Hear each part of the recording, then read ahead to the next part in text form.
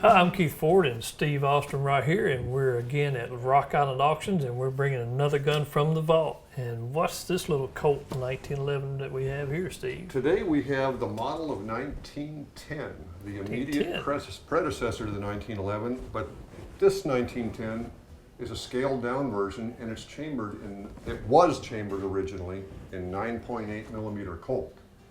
It was later converted to 38 automatic. That's why it's labeled 38 on the outside, but originally this is one of the guns they put together in the tool room to look into overseas contracts. And that's a story in itself. But first, let's look at the gun. When you pick it up, you think just another 1911. But then you realize when you grab it that the grip is just a little shorter than normal. And you have to hold this up against a 1911 to see that it's only about maybe a quarter to half an inch shorter. But the narrowness is what you notice. The slide's much narrower. And this is really all it needed to be for that particular cartridge. Now, you're wondering why didn't they just use the standard slide and frame? Ian McCullum makes a great point in his video on this gun. There was no standard back then. They could make anything they wanted. It was the same amount of work. So this is what they came up with. And this was taken to Great Britain and to the Balkans for military trials. Shot in 9.8 millimeter, and they were impressed with it.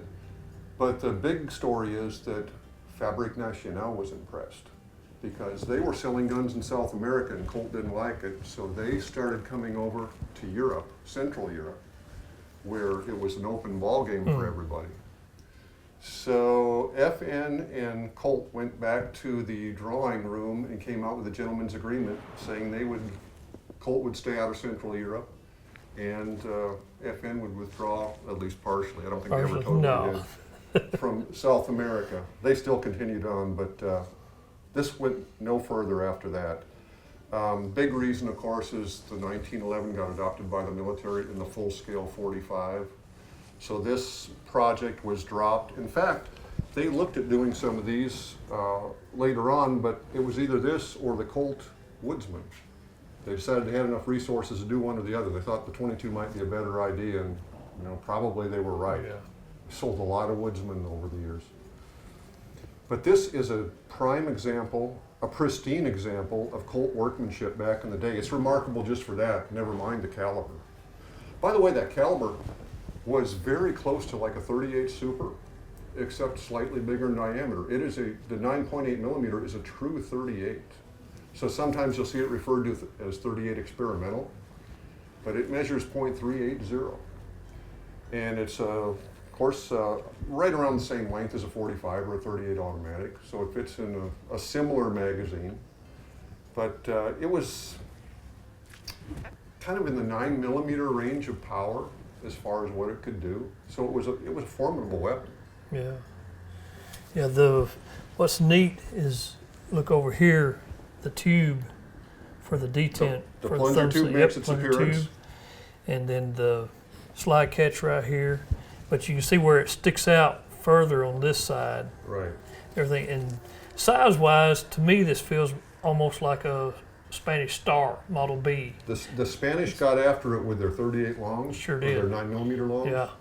They had some exactly that size, and I think I know where they got the idea. Mm-hmm. Yeah, because this has the A1 style hump back here, and the Star B has that. Right. Star B and Star Super. So yeah, they got an idea from somewhere probably. And that's right. And this was, this is the time period where that thumb safety came into being, because I think the 1909 didn't have one still. So that made the plunger tube necessary. Then they could do away with the little spring detent that was in the original slide stop, bearing on a stud and all that. So that's when we got to see, almost the finished product. This is so close to a regular 1911, it's scary. It's got, more or less top eject. The military was big into top ejecting. They wanted that round to come up or straight out. They didn't like side eject for some reason. Now everybody wants side eject. And it is more convenient on the range, I'll say that. But just a beautiful gun. I can't believe it's still in that shape after all those years. And a little bit of history there, what could have been.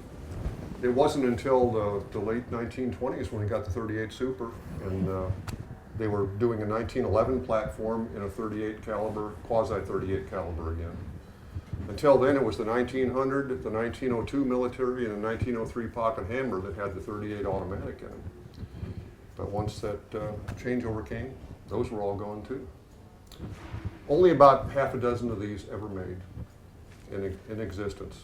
So they're rare. You don't get your hands on one very often. I first read about this in the 1980s, and it's now that I'm finally getting to see one. So I'm pretty stoked. Yeah, that's a pretty cool piece.